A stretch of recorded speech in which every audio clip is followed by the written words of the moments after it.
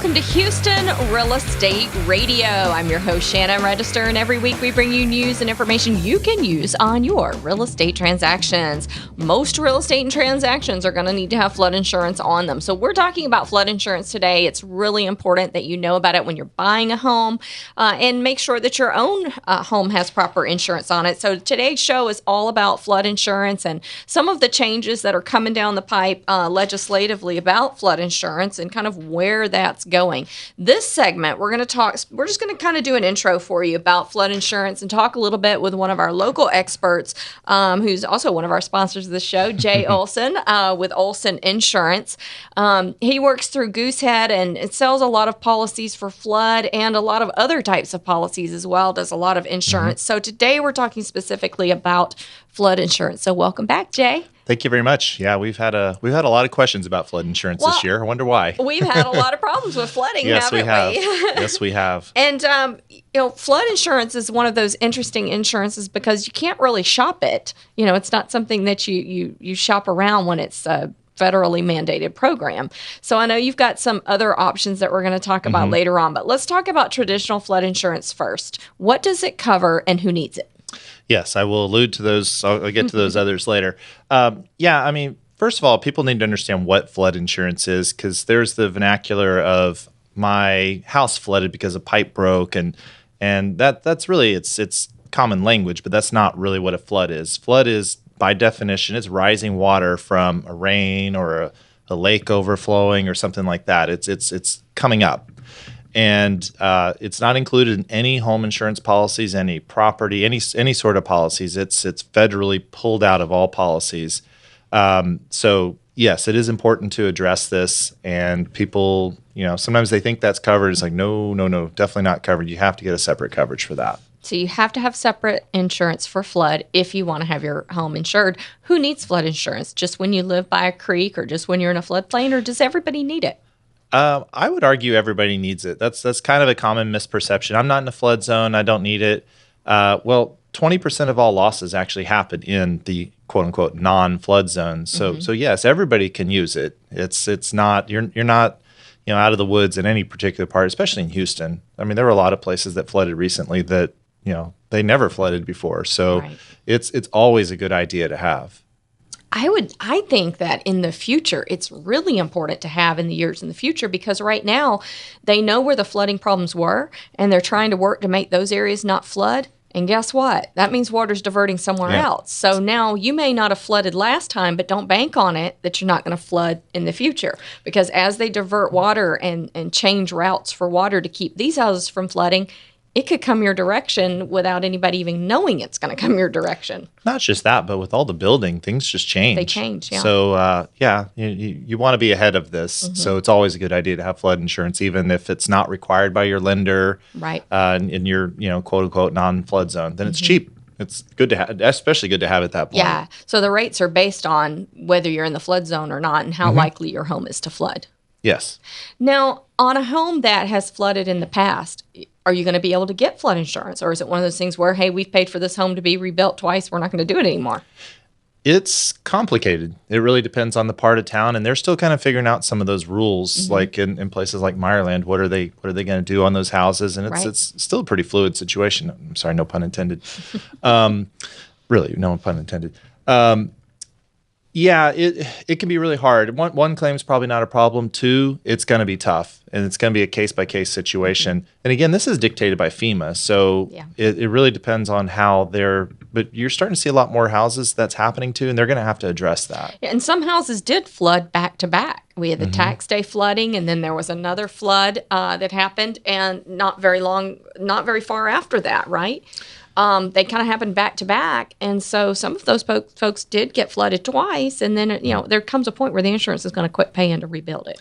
Yeah. And some of them, they're saying you have to elevate your house. It really is a case by case basis as to how they're going to handle this. And nobody knows. So you want to get yourself the coverage as best as you can. You can't do it the day before the flooding is going to happen. When you see the hurricane on the news, you cannot. No, they specifically they have a 30-day wait period just for that reason, so people don't say, "Oh, here comes a storm. I better get flood insurance." You can get it as you buy your house. if you're in a flood zone, but typically it's a 30-day wait. So we tell people don't try to time it, and don't say it's rainy season or whatever. It can flood at any time in Houston. Right. So go ahead and get the coverage. So are the rates always the same? Yes and no. Really. So on the federal rates, they should be all the same. No matter who you call, you should get the same rate. There is, in some of the flood zones, it's pretty complex as to how things are grandfathered in, and there's some nuance to it. And an experienced agent can sometimes find better rates than a newer agent that doesn't kind of know how the system works.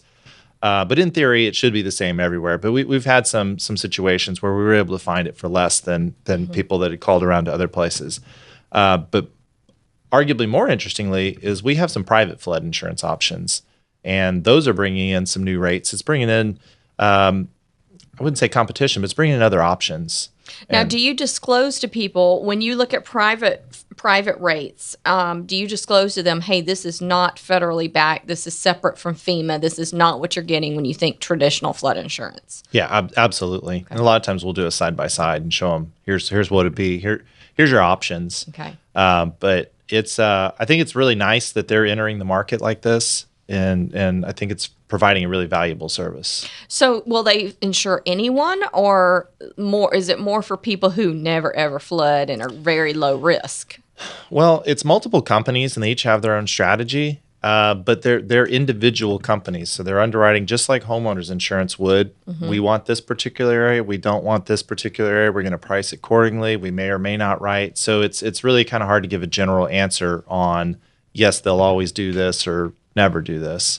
And are they nationwide or statewide? Nationwide? Yeah, nationwide companies. Yep. Okay.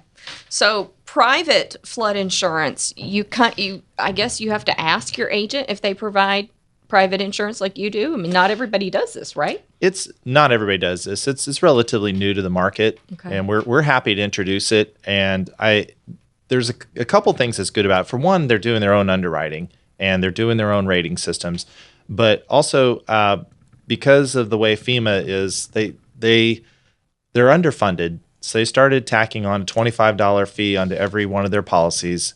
But if you're not living in the house, like an investment property, they're putting on $250 surcharge on there.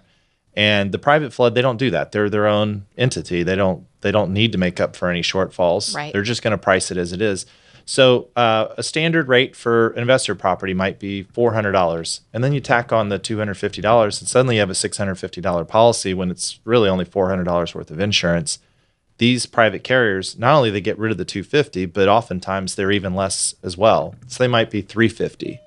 So it can be half as much. So it sounds like to me, if you're an investor who owns properties and you need flood insurance or you want to get flood insurance, this is the route to go. They should be calling you. Absolutely. It's huge because I think there's a lot of people that want the flood insurance, but they're like, this is ridiculous spending $650 for a house that's not in a flood zone. Not even in the flood zone. And now it's available to a lot more people. And I'm personally in the same boat. I have investment properties. I had to make the exact same decisions. So I think it's very exciting that. And it doesn't matter where they are. I mean, you can use private insurance, sell private insurance on a home in San Antonio or Austin or Dallas. It Anywhere doesn't in have Texas. to be in Houston. Yeah, it can be anywhere in Texas. Well, I know there are a lot of investors out there who are going to look at this and go, hey, this is a good option, because they're used to paying year after year the same amount for flood insurance.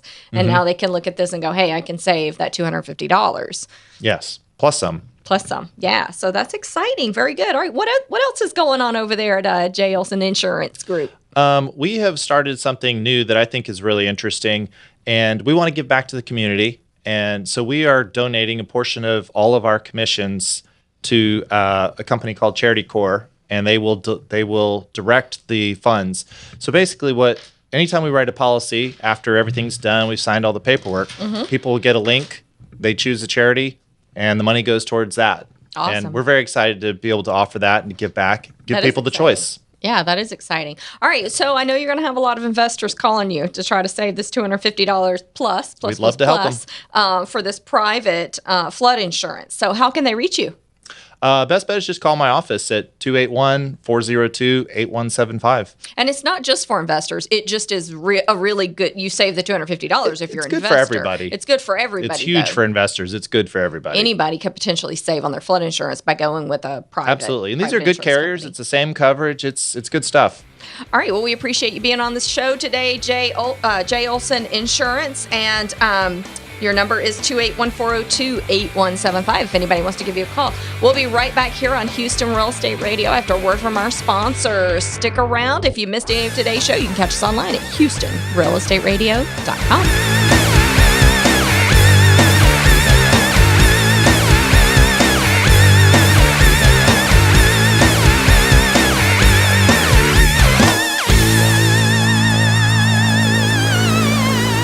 People often find themselves in need of storage and moving, but don't want the hassle and stress. Sound familiar? Well, at Zippy Shell, we make storage and moving easy. Zippy Shell will deliver a storage container to your home or business. You load it at your leisure, and we'll take it to one of our safe, convenient storage facilities, or ship it to your final destination. We treat your stuff like it's our stuff, because we understand you're not just giving us your belongings, you're giving us your trust. Zippy Shell, storage and moving that makes life simple.